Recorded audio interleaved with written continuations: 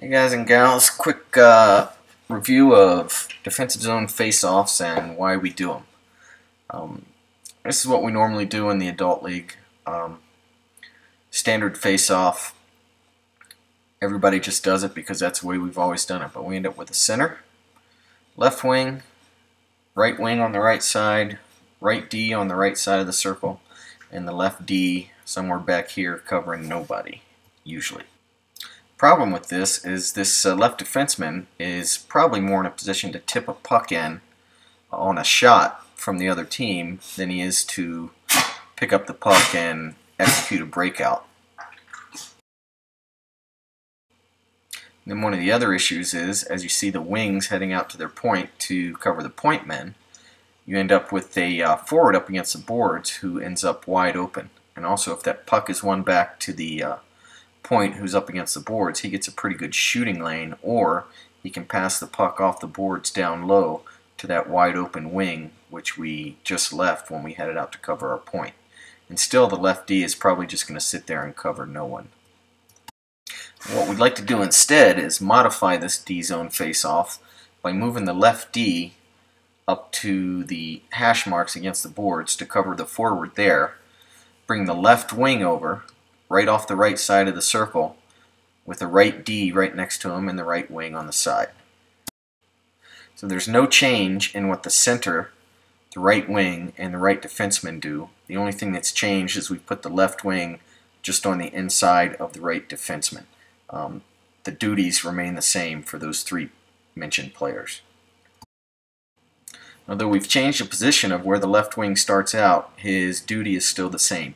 He's still going out to cover the same guy he would have had he been up against the boards.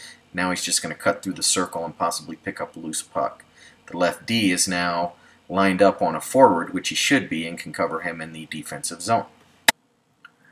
Now if we lose the face-off, the other team wins it back to one of their point men. Our left defenseman's covering a wing, our right defenseman is covering a wing, and our center is on the center.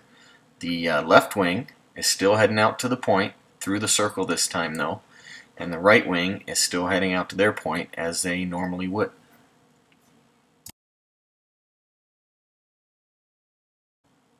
Now I've drawn in the shooting lanes from the other team's point men so you could see how this works. As that left wing heads up towards his point, you'll notice he's in a shooting lane and in a good position to block a shot. That defenseman can't get a clear shot. The right wing is also, as he normally would be, blocking a shooting lane, so that helps us out there. So during this process, we end up with three defensemen, center being a defenseman also, down low, covering the three forwards. Everybody's covered. We should be able to lift sticks, block shots, and keep things out of the way. So hopefully that's not so confusing. I know a lot of people get confused by that for some reason, but it's really very simple. We've just moved two people and haven't really changed the assignments much at all. Everything remains the same.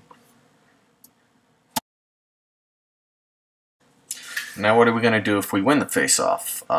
Face-off's probably going to be won back against the boards there on the left side normally, or possibly the other player's going to knock it straight forward and maybe go against the wall. Either way, the defenseman turns to face the puck, starts skating so he can pick the puck up on his forehand, and skates behind the net is what we're looking to do.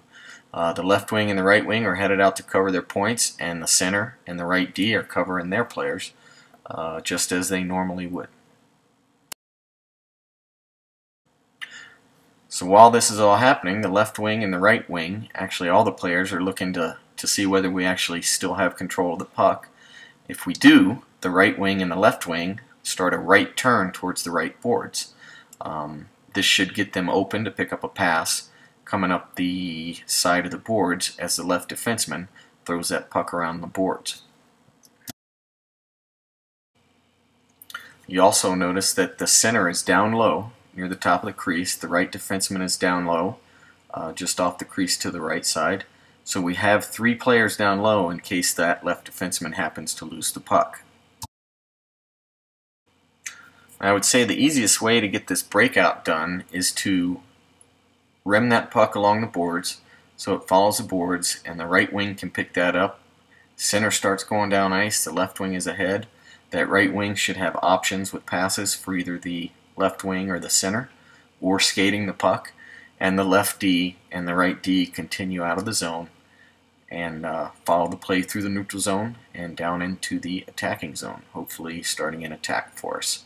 There's a lot of other options you can do with that, tape-to-tape passes, a D-to-D pass, but the easiest would be just to ring it around the boards.